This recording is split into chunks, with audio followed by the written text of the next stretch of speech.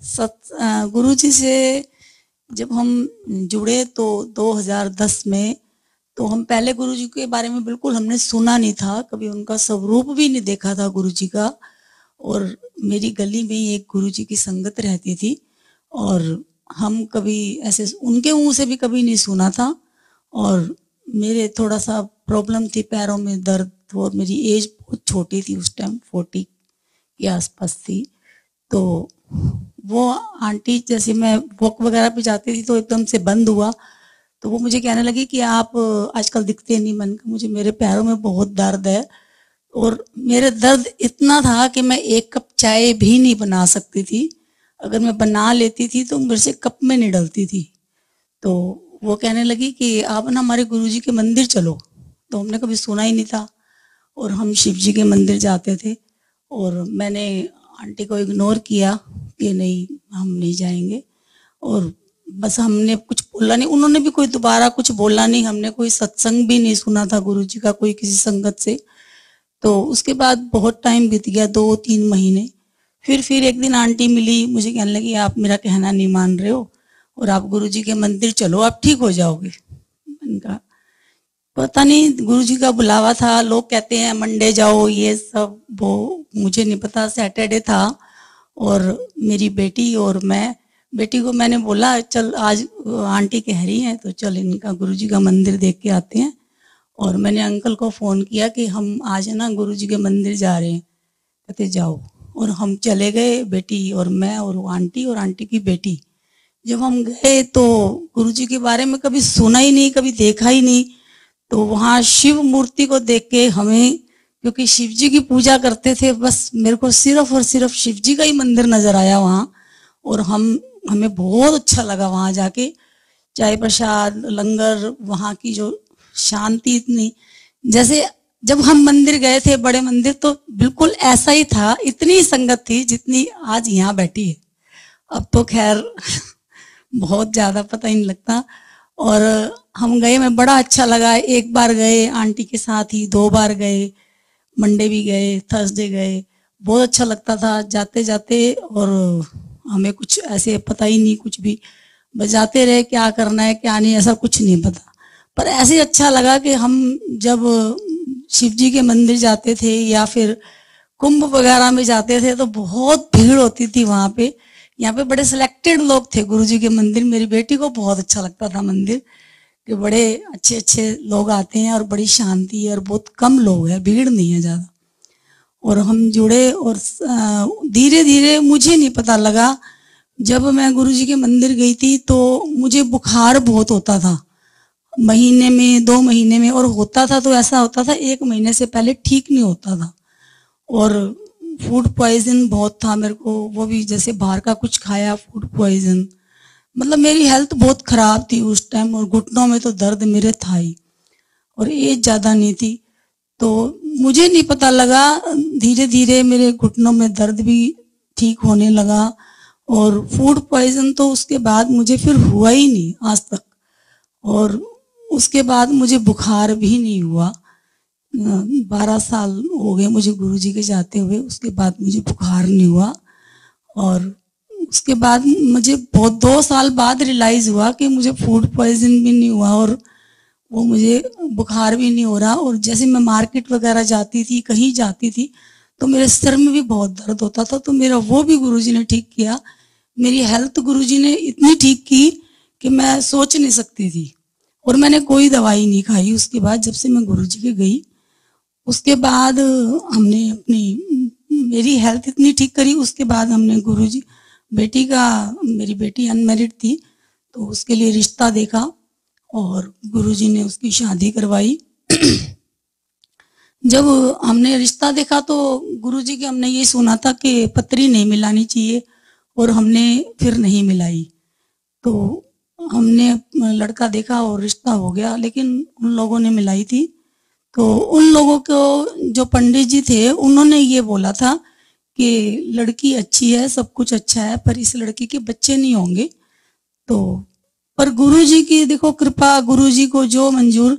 तो गुरुजी ने वो रिश्ता भी कराया। उसकी मदर इन लॉ कहने लगी बेटी की कि हमें लड़की पसंद है, बच्चा हो ना हो हम यही रिश्ता करेंगे। और गुरुजी ने रिश्ता कराया, 1 साल रिश्ता भी रहा, पर उन्होंने हमें ये बात बताई नहीं कि उनके पंडित जी ने ये कहा है।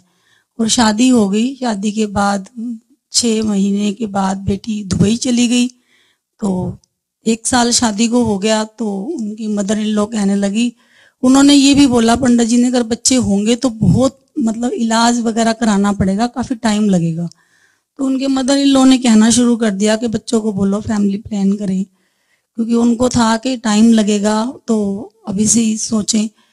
तो मैंने अपनी बेटी को बोला, उनकी एनिवर्सरी थी, 1 ही साल हुआ था शादी को, और वो कह रही कि मम्मी हम घूमने जा रहे हैं, आके बात करेंगे। आके अगले महीने ही कोई गुरुजी ने इलाज नहीं कराने दिया, कोई वेट नहीं कराया, अगले महीने ही बेटी ने कंसीव किया। और उसकी सास ने तब उन्होंने मदर इन लॉ ने बताया कि ये कैसे हो गया, हमें तो पंडित जी ने बोला था कि इसके बच्चे नहीं होंगे, होंगे तो बहुत इलाज कराना पड़ेगा। पर गुरुजी की कृपा थी। और गुरुजी देखो, जब गुरुजी ये काम करते हैं तो गुरुजी बताते भी जरूर हैं। हमारे को उस टाइम आइडिया नहीं था कुछ भी ऐसा गुरुजी के बारे में। और बेटी ने कंसीव किया, और जब बेटी के बच्चा 15 दिन पहले डिलीवरी से गुरुजी ने सपने में आकर के उसको बताया कि गुरुजी ने पंजाबी में ही फोन किया बेटी को कि एक गल दस। तो बेटी ने कहा कि बोलो गुरुजी कि तुझे बेटा चाहिए कि बेटी। तो उसने कहा कि मुझे नहीं पता गुरुजी, आप बताओ। मेरी बेटी गुरुजी की बहुत ज्यादा वो भगत है। तो उसने कहा कि मुझे नहीं पता गुरुजी, आप बताओ। तो कहने लगे मैं तो तुझे बेटी देना चाहता हूँ। कहती ठीक है गुरुजी। पर जैसे पुराने लोग होते हैं ना, जैसे कई लोग बोल देते हैं कि इसका तो लड़का ही होगा, जैसे कई लोगों को पता लगता है। तो उनके घर में भी एक ऐसी लेडी है जिसकी बात कभी झूठी नहीं होती, उसने बोला हुआ था कि इसको लड़का होगा। तो उसने अपनी मदर इन लॉ को सुबह बताया कि मुझे तो ऐसे ऐसे सपना आया है। कहती ऐसे ही आया, तुझे सपना ऐसे सच्चा नहीं होता, बेटा होगा। तो ठीक है। 15 दिन बाद जब डिलीवरी हुई, नॉर्मल डिलीवरी गुरुजी ने कराई, और उसके बाद उसको बेटी हुई। तो मतलब उनकी मदर इन लॉ को बड़ा ही धक्का सा लगा कि ये ऐसे कैसे हो गया अभी। फिर वो रोज बोलने लग गई कि अरे हमारा था तो बेटा ही, तेरे गुरुजी ने ना बेटी कर दी। क्योंकि गुरुजी हमेशा जब ब्लेस करते हैं तो बेटियां ही ब्लेस करते हैं। तो वो बार बार बोलती थी। तो देखो बच्चे पढ़े लिखे होते हैं, इतनी जल्दी दूसरा बच्चा करते नहीं, पर गुरुजी ने देना था तो उन्होंने 6 महीने बाद ही बेटी दोबारा कंसीव करा और बेटा दिया उसको गुरुजी ने। तो बेटा भी दिया, बेटी भी। और वही कहते हैं ना, जब गुरुजी के ये सत्संग है, गुरुजी ने बोला हुआ है कि जिसके बच्चे नहीं लिखे होते उसको गुरुजी उसकी फैमिली जल्दी कंप्लीट करते हैं। तो मेरी बेटी के 1.25 साल में दोनों बच्चे कंप्लीट किए, बेटा और बेटी। और फिर उन्होंने बेटी की पत्री बनवाई। तो फिर उनको किसी ने कहा कि मंगलिक है, ये है, वो है। पर वो जैसे वो पुराने वाले पंडित के पास गए तो उन्होंने कहा आपको किसने कहा, ये तो शिव जी भगवान ने आपको बेटी दी है, इसको कोई पूजा करने की जरूरत नहीं है, इसको सिर्फ ये ओम नमः शिवाय का जाप करे बस, और इसको कुछ भी करने की जरूरत नहीं है, इतनी प्योर सोल है। तो गुरुजी की ब्लेसिंग से, मतलब गुरुजी बता देते हैं कि ये उनकी ब्लेसिंग है गुरुजी की। तो उसके बाद अंकल प्रवीण अंकल का सत्संग है एक, गुरुजी की सेवा करते हैं अंकल। तो मंडे को उनकी सेवा होती है सुबह 8 बजे से। तो बेटा अभी यहाँ आया ही था यूएस, 1 ही महीना हुआ था इसको आए हुए। और अंकल मंडे मंदिर जा रहे थे सुबह, मार्च की बात है ये फरवरी में आया है बेटा। तो अंकल जैसे अपनी सेवा की जाने की तैयारी कर रहे थे, मैं अपना किचन में काम कर रही थी। तो अंकल को हार्ट की प्रॉब्लम हो गई नहाते नहाते, और अंकल ने मुझे बताया नहीं।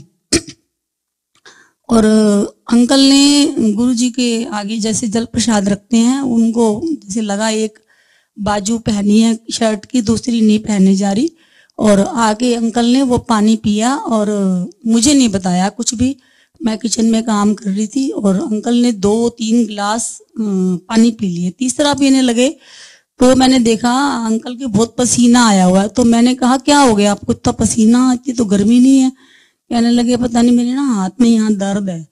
और देखो गुरु जी ने उस वक्त जो, वैसे मेरे को इतनी अकल नहीं है कि मैं इतनी जल्दी डॉक्टर के भी ले जाऊं या कुछ करूं, ऐसे कुछ मुझे समझ में नहीं आता। बंदा सोच ही लेता है कि चलो वैसे ही होगा, और मुझे कुछ आइडिया भी नहीं था। अंकल को पहले कोई दिक्कत भी नहीं थी, कोई तकलीफ भी नहीं थी, और मैंने कभी ऐसे किसी चीज के बारे में सुना भी नहीं। और गुरु जी ने, मैंने नहीं, और गुरु जी ने अंकल का हाथ इतना कस के मेरे को पकड़वाया कि अभी की अभी हम डॉक्टर के जाए, और मैं हाथ ना छोड़ूं। और अंकल कहे कि नहीं, मेरे को डॉक्टर के नहीं जाना, मेरे को सेवा में जाना है। मैंने कहा मैं तो आज जाने नहीं दूंगी, जब तक आप डॉक्टर के नहीं जाओगे मैं नहीं जाने दूंगी। और अंकल ने 1000 रुपये जेब में डाले। हमें लगा नॉर्मल वैसे डॉक्टर को दिखा के आ जाएंगे। उस बारे में मुझे कोई आइडिया नहीं कि अंकल को हार्ट की प्रॉब्लम हुई है या कुछ भी हुआ है। और मैं अंकल को हाथ पकड़े, हाथ ही ना छोड़ूं, और मुझे अपना होश नहीं कि मैंने क्या कपड़े पहने हैं, पूरे घर की लाइट जल रही है या अलमारी कोई खुली पड़ी है या कुछ भी है। और मैं अंकल को लेके और हम लोग चले गए डॉक्टर के। और अंकल ने गाड़ी भी ड्राइव करी, ड्राइव करके हम फैमिली डॉक्टर जैसे जाते हैं ऐसे चले गए। और रात को एक सत्संग था पहले दिन, तो जल प्रसाद की बोतल रखी थी टेबल पे। अंकल बार बार पानी पी रहे थे, तो मैंने वो जल प्रसाद की बोतल उठा ली जाते जाते कि अंकल को प्यास बहुत लग रही है।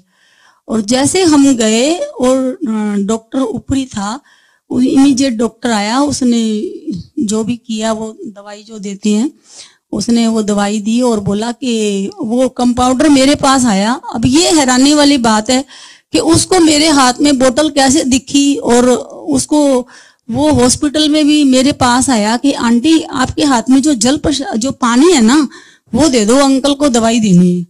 और गुरुजी ने उस जल प्रसाद से ही अंकल को दवाई दिलवाई। उसके बाद उन्होंने कहा कि इनको हॉस्पिटल ले जाओ, इनको दिक्कत है, बड़े हॉस्पिटल, और इनको ना गाड़ी नहीं चलानी, और कहो तो एम्बुलेंस बुला देते हैं, नहीं तो किसी को बुला लो। मैंने अंकल को बोला एम्बुलेंस बुला लेते हैं। कहते नहीं नहीं कुछ नहीं हुआ ऐसा मेरे को, मैं पैदल चलते हैं, देखते हैं बाहर।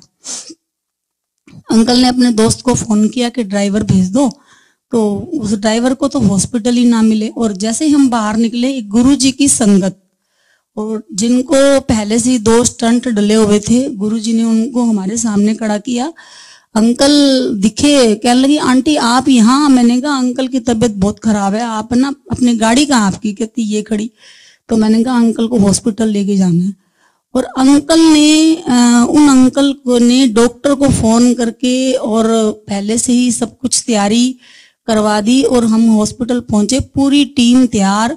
और गुरुजी को बस मैं और वो अंकल, और 10 मिनट में अंकल को स्टंट डाल दिया उन्होंने कि अंकल को तकलीफ है, आप बताओ। अब कोई भी नहीं, हम बेटे को फोन मैं नहीं कर सकती थी क्योंकि इसको 1 ही महीना हुआ था। तो और मेरी बेटी भी गुड़गांव रहती है, वो भी किसी शादी में सूरत गए हुए थे, दोनों बच्चे पास नहीं, और मैं अकेली। और मेरे मतलब मैंने क्या, वो गुरुजी ने इतना, मतलब 10 मिनट में मैं सोच भी नहीं सकती थी। और अंकल को जब रूम में लेके आए, अंकल मेरे से पूछे मुझे हुआ क्या है ये बताओ पहले। तो मैंने कहा जो होना था वो तो हो गया अब आप तो इतना गुरुजी ने ब्लेस किया अंकल को कि उसके बाद अंकल ने 8 दिन भी रेस्ट नहीं किया, और सेवा भी। और उसके बाद जितनी बार भी अंकल टेस्ट कराते हैं, अंकल की रिपोर्टें बिल्कुल मेरे से ज्यादा अच्छी आती हैं। तो गुरुजी इतना ब्लेस करते हैं अंकल को, जो ब्लेसिंग दी है गुरुजी ने वो, बाकी तो देखो गुरुजी मेरे लिए क्या है मैं बता नहीं सकती। गुरुजी ने इतना कुछ दिया है जो मैं सोच नहीं सकती। और बाकी सबको भी ब्लेसिंग गुरुजी की सबके साथ है, हर दिन हर पल सत्संग है गुरुजी के। पर लेकिन जो गुरुजी ने ब्लेसिंग मेन दी है वो यही है कि गुरुजी की बहुत बहुत कृपा है और बनी रहे। जय गुरु जी।